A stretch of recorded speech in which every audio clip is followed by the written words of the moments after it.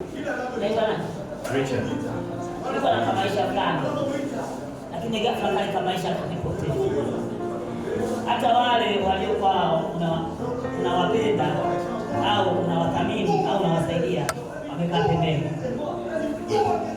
Anasema hivyo tu, anasema na jirani. Yaani mtu anapomsaidia anapokea. Baada ya muda ukitokea na jambo anasema yule kuna jirani. Labda hebu tumuone. Kama ni kweli mbona asema? Mbona asema? Sisi nini anasema yeye? Anasema yeye Bwana Yesu. Jamani. Simama kwa sababu.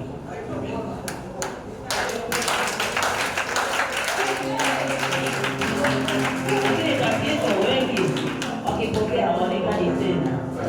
Sasa mahali ulipopata muujiza usisahau. Na kila eneo unalokuwa huwa unakuwa na kisema nyota, watu wanasema uchawi. Yaani huwa unakuwa na baraka pale kuchaguliwa kwa kiongozi pale katika kila eneo. Kutoka mdogo mpaka hivi leo. Naona kuna kitu ndani yako. Na kipindi ulitaka uingie kwenye mambo ya siasa.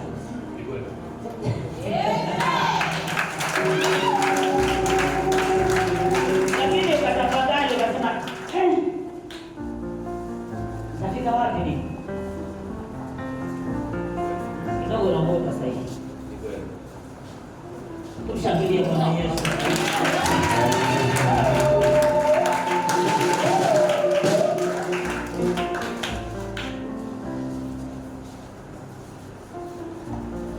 Niwahi kuokoka. Arudi nyuma wasema awasani. Ni kweli nimewahi kuokoka.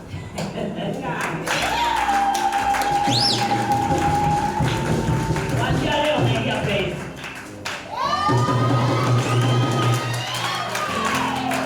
Rafiki mbali. Yakaanza kwa melala tukashangaa. Nakuja wimbo. Ndicho ulikuwa unatunga nyimbo za chama kichwani mwako. Lakini hujawahi kwenda kutoa nani?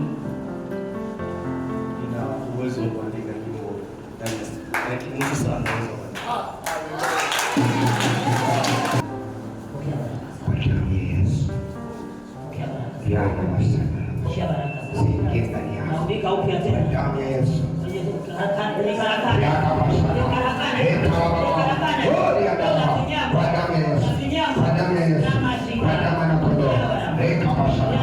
Yanga baba. Hata umefika hapa, unajua Bwana sababu kuna kitu nakosea.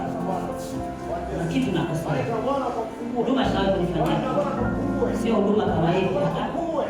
Hata kuna mtu alitoa ushuhuda akasema ushuhuda huu ni wa kwangu. Ni kama ushuhuda wako. Sasa nataka nikwambie jambo moja. Jambo moja.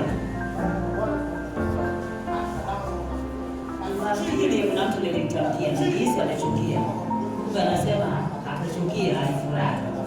Sasa na wewe una jambo hilo hilo isipokuwa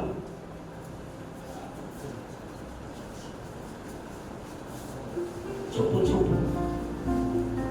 mtiliwa siku chupu uliziona na nini?